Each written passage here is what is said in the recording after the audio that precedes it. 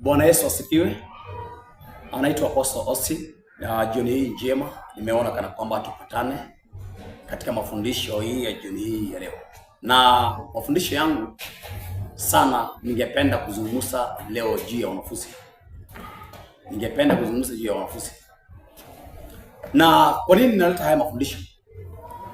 Matokeo ya masomo imekaribia kutolewa. Huenda inaweza kuwa mwezi huu, wiki ama wiki kesho. Kabla Januari haijafika matokeo itakuwa imetokea. Na kuna jambo ningependa kusema kwa wanafunzi. Huenda leo hii inaweza kuwa pengine haujafanikiwa kupata matokeo ama kufanikiwa mtihani ile results ambayo ulikuwa umetarajia. Na huenda wenzako wakafaulu ama wakafanikiwa kuliko. Ningependa kutia moyo nikisema hivi, usichukue maisha yako ukaweze kukatisha kwa sababu umeanguka mtihani. Ningependa kusema hivi, huenda leo kuanguka mtihani ama kutofanya vizuri haimaanishi kwamba wewe si mtoto ambaye mwenye bidii ama mwanafunzi ambaye asifaa. Wewe unafaa zaidi. Kwa hivyo usijitoe maisha kwa sababu eti wewe umefanya vibaya. Na katika nafasi ya kusema kwamba haukufanikiwa, inaweza kuwa tu ni bahati mbaya, lakini wewe ni mwanafunzi mrefu. Na hakuna mwanafunzi ambaye asiye bora mbele za Mungu. Wanafunzi wote ni bora mbele za Mungu. Wakati mwingine inaweza kuwa maybe ilitokea bahati mbaya, kuna kitu tu kalitokea. So usikate maisha, usijue, usikunye sumu, usichukue kamba. Usijue kwa sababu haujafanya vizuri. Wakati wako inakuja. Leo haikuwa yako. Na natumai usijitoe maisha, vumilia, rudi kwa darasa. Mwaka utakapoweza kufunguliwa, rudi darasani. Natumai utafanya vizuri zaidi. Badilisha tu system. Ikiwa kulikuwa na marafiki ambao maybe ulikuwa unatembea na wao, huenda walikupotosha kwa njia moja ama nyingine, haukupata nafasi ya kuweza kustadi ama kusoma vitabu vizuri. Watenge kidogo, si kuwatenga kwa kataa. Jaribu wewe mwenyewe ujiseparate na wao kiasi tu. Kisha rudi kwa vitabu tena. Na natumai kwamba mwaka wa 2026 utakuwa mwanafunzi bora, ama miongoni mwa wale watakaoweza kuwa wanafunzi bora, na wewe utafanikiwa. Nenda tu. Wanasema kuteleza si kuanguka. Na hiyo ni mambo huwa inafanyika. Hata gari wakati mwingine inakuwa mpya, lakini inaweza teleza kwa barabara na ikaanguka chini. Kwa hivyo haimaanishi kwamba gari ikiteleza kwa barabara ikianguka ati hiyo gari haistahili kukimbia tena.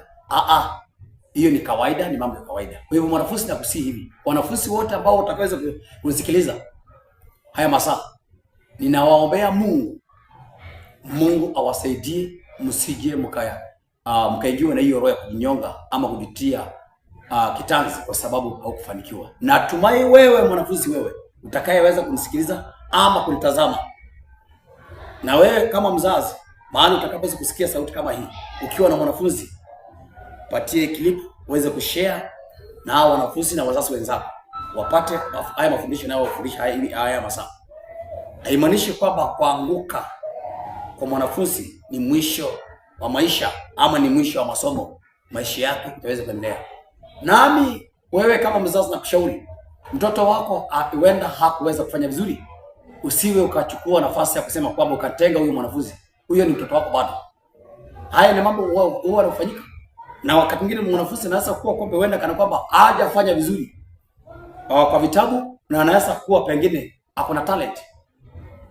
Kuna passion fulani Mungu amempatia. Huenda anaweza kuwa mchoraji. Huenda anaweza kuwa mkimbiaji. Huenda anaweza kuwa mtoto ambaye anaweza kucheza mpira. Anaweza kuwa mwimbaji. Na wengine wanaweza kuwa pengine wahubiri wa kesho. Na kadhalika. Kwa hivyo usichukie mtoto wako mzazi kwa sababu hajafanya vizuri.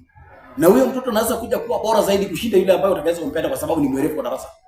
Mungu wakati mwingine huwa anagawa. Anaweza mpa huyu nafasi ya kuwa mwerevu sana kwa darasa, lakini upande wa kazi akachelewa kupata kazi. Na huyu yule asiyeweza kupita vizuri na akawa kwanza kupata kazi. Na yule asiyepita vizuri na akawa mtoto mzuri sana akakulisha kushinda huyu mwingine ambaye anaweza pita. Kwa hivyo watoto hao wote, nyinyi kama wazazi, nataka msikilize vizuri. Mungu huwapenda wote. Kwa hivyo usije mtoto huyu ukamchukia kwa sababu hakufanya vizuri. Wacha mtoto arudi shuleni, ang'ang'ane kadri na uwezo wake, na ikiwa hapo ndiko anaweza kuwa kadri na uwezo wake anaweza kufikia, tafuta nafasi ambavyo mtoto wako anaweza kuwa bora. Kuna nafasi huyu mtoto muangalie vizuri, kuna nafasi ambayo inaweza kuwa bora zaidi.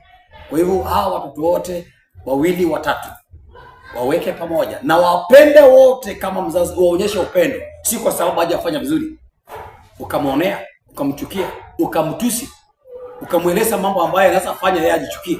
Haisi kana kwamba wewe ustahili atakuwa mzazi kwake, aone kana kwamba anafaa kutoroka kwa aende mbali na wewe, ama aweze kuona kana kwamba astahili kuwa hata mtoto kuishi dunia hii. Kwa hivyo wazazi, nataka niwahimize, niwapatie haya mafundisho kwamba iwapo watoto hawa watafanya vizuri, ikiwa na wanafunzi wawili watatu, yule atakayeweza kufanya bora na yule ambaye hatafanya vizuri ama asiyefanya bora, wote wapende